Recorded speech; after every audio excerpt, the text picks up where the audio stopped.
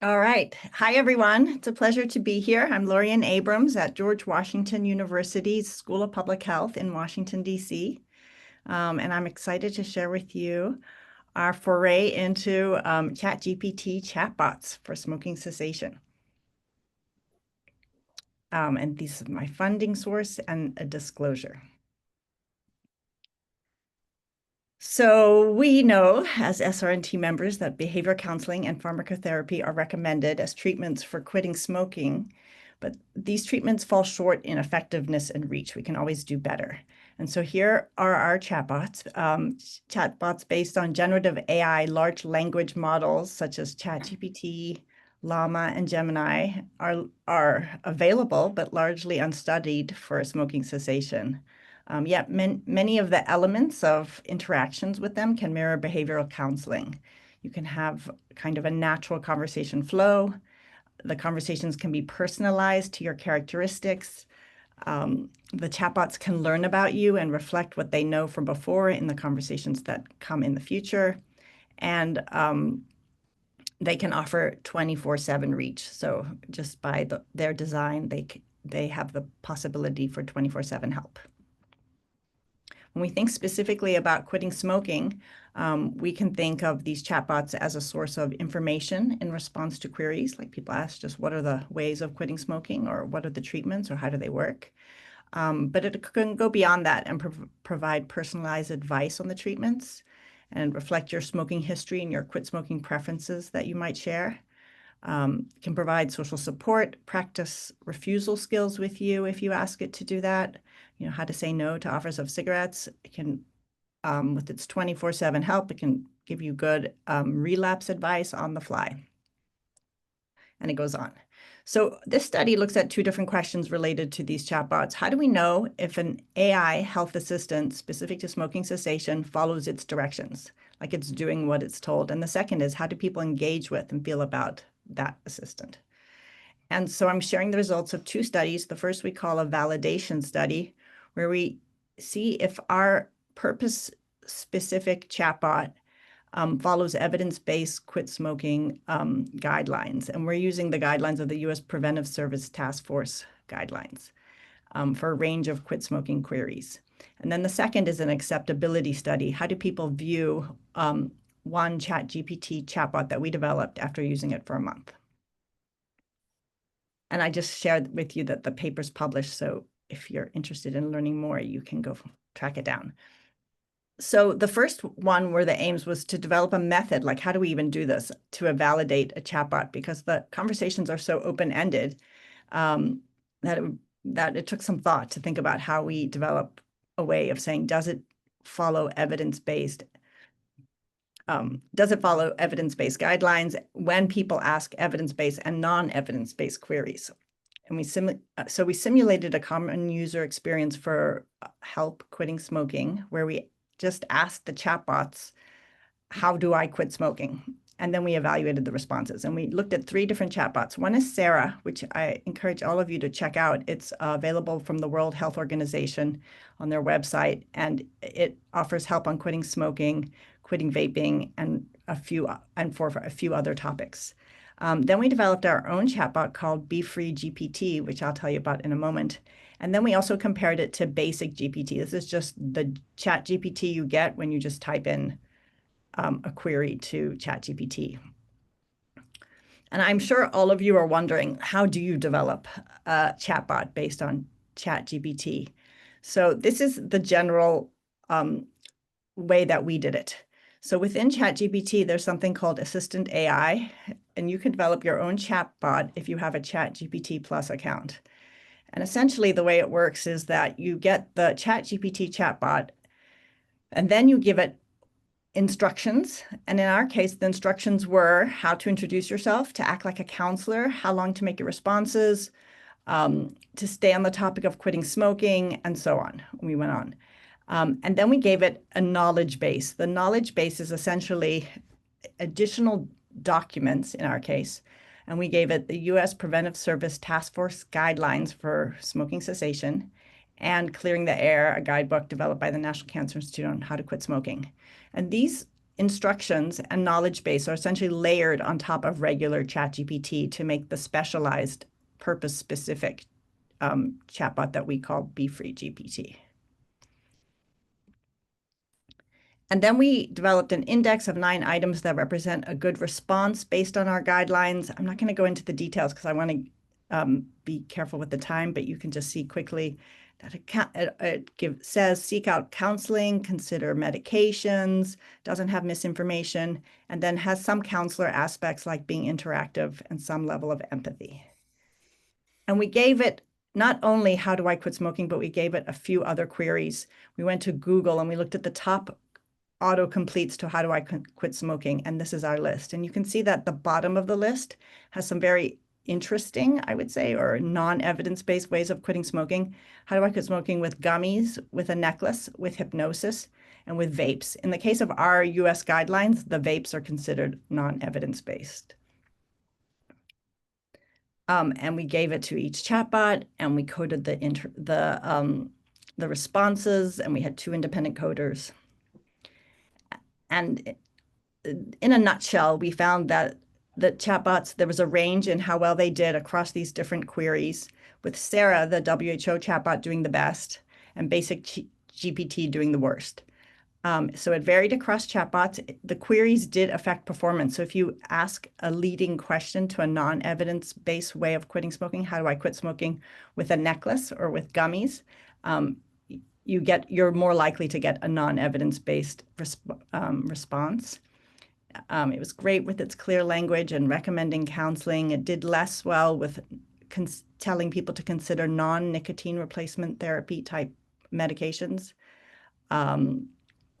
And we would say the performance was moderate across them, with room for improvement, especially for BeFree GPT, which we were interested in. So with that, we actually went on to revise our ChatGPT. We knew where it did well and where it didn't do well. So we revised the instructions, and then we did this trial for 1 month, which is published, and you can go see the results. We're calling it an acceptability trial. So we told it to be more engaging because our chatbot wasn't engaging at all because we hadn't thought to tell it to engage, actually. So we gave it follow-up topics and different smoking cessation topics to follow up to, so it would extend the conversation. We gave it specific advice about how to handle non-evidence-based queries. And then we integrated it into a program that we developed, or a type of program that we've developed prior, a text messaging program, which we called BeFree. And then we offered BeFree, the text messaging program, plus what we're now calling BeFree Bot, the chatbot, to smokers who we recruited on Amazon MTurk. And then just to give you a visual of it, so text messaging programs offer rule-based pre-written texts. So these are written before and they come on a schedule, 1 or 2 texts per day. And some of the text said, had a link and a reminder to go ask, if you have more questions, to go ask the BeFree bot. So like this one here, remember every day you're adding benefits to your health, your wallet, and your future. Text your quit bot and share your challenges. And then if they texted that number, they had to jump to a different number, a little clunky, but that was the way we designed it.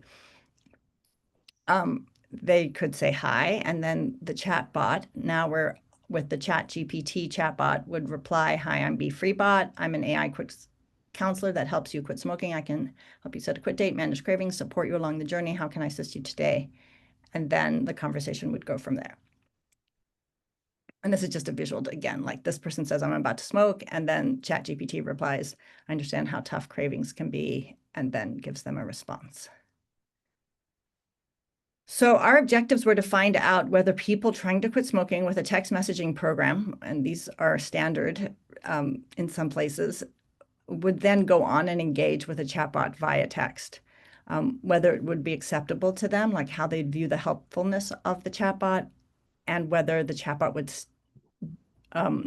have fidelity, whether it would actually respond as we instructed it to respond. And we recruited participants again on Amazon MTurk, and we enrolled them in the text messaging and gave them access to the bot. We surveyed them at baseline, 2 weeks, and 1 month. And then we looked at the computer records. We can see through this method, we can see the whole conversations with our chatbot. So we have transcripts and we can see whether the chatbot's staying on target and what people are asking the chatbot. And about 70% of our participants reached out to the bot with questions at least one time. And you can see here the distribution with one or two people going as high as 96 texts over the course of like back and forth. Or those are just their texts going to the chatbot, 96 texts. On average, the conversations span 3.9 days, with half of participants engaging in conversation during the first 2 weeks of enrollment in the program only. So they stopped engaging after the first 2 weeks. We asked them at 4 weeks what they thought of it. With the program overall, 68.4% said they were highly satisfied. With the Be-Free bot specifically, it was 72.2%. They said they would recommend it to a friend who smokes, again, 72.2%. They agreed that the Be-Free bot was clear and easy to understand, 94%. They state that they trusted the responses from the Be-Free bot. And then we also asked them, do you prefer artificial intelligence counselor or a human one? And 36.8% said they prefer an AI counselor.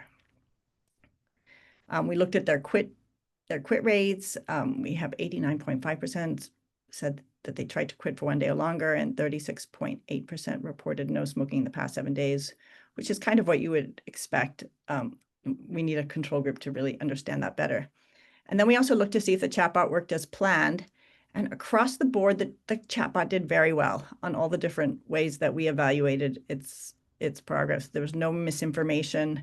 It stayed on the topic of quit smoking advice when people asked for other types of advice. It did recommend counseling, medications, peer support, and techniques for managing cravings. The one thing it didn't do well is that it didn't introduce itself all the time, even though we told it to. So we need to work on that one.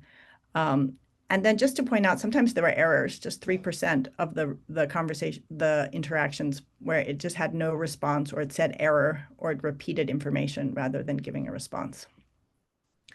So engagement was relatively high, appears higher than a rule-based text messaging, which are the old-fashioned, if you will, text messaging programs where all the messages are pre-written. The engagement was short-lived for 4 days, and so we should think about ways to expand that engagement. The format was noted as cumbersome, the way we designed it, where they had to jump to a different number to text the chatbot. Some people did say they wanted human counseling, but our instructions were mostly adhered to. And I will say that this reflects our long development process, by long, like over the course of a year, with many revisions to our instructions to get it to a place where it was staying on topic and following guidelines. So our conclusions and next steps. So we really believe from this that the chatbot's feasible. People texted, it worked as planned, they liked it. Our next steps are to revise the chatbot instructions further based on our experience, increase introductions and reminders, add in reminders for more sustained interaction. We can consider having people work through modules where they ask their own question, but then they're prompted to consider a topic to work through rather than it being entirely user-directed, which is the way we had it now. We could consider how we could work in humans or compare it to humans. But the human in the loop aspect is really about, these conversations can go in all kinds of directions, and the human in the loop is the human who monitors the conversations, who makes sure that people who are expressing something that might be harmful to themselves would be, those kinds of conversations would be caught and screened, and there would be some follow-up. And then we hope to move to a larger randomized trial where we'd compare the Be-Free bot with the text messaging, as I mentioned, compare it to just the text messaging. And also we'd like to compare it to the text messaging with a live counselor, so we can see the difference between how someone interacts with a bot versus the counselor. What are the advantages of the different types of interactions? And so with that, I am done, and I can stop my share and take questions. Great. Thanks so much, Lorien. Yeah, really interesting to see the engagement with it, actually, quite high engagement and acceptability. Any questions? So I can see one in the chat. I know, so Does the BeFree ever proactively reach out to end users, or is that exclusive to the rule-based? So it was a technical issue that stopped us from doing that more. For now, we left it for the acceptability trial. We have just the rule-based reaching out to people, but we do have the technical potential to do it. It's just complicated, and we weren't able to schedule all the messages through just the bot. But I think the technical potential is there, but it's not how we did it because we were just trying to get something off the ground quickly. What AI development frameworks were you following? Can you share more about why human in the loop wasn't part of early stage development? So I don't think we were following AI development, any particular framework, because we were kind of making it up as we went along. Like there was, this is a relatively new field. So I think we were just thinking about how do the standard text messaging programs work, and then how can we enhance that with a chatbot and still follow the same kind of messaging, but with a more natural conversation. And the human in the loop was part of it, actually, in that we reviewed all the messages weekly to make sure that the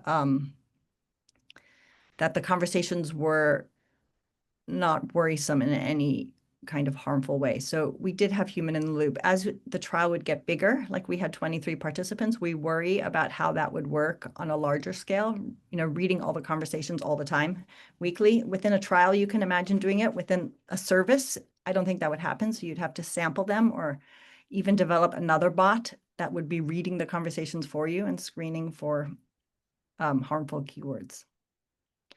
So I can see lots of questions in the chat, but we are going to have to leave it there to stay on track for our other speakers. But Lorien, if you want to answer any of those questions by typing an answer whilst the other speakers are on, then that's great. And we can see what we can answer as well at the end of the speakers. But thank you very much for an excellent presentation.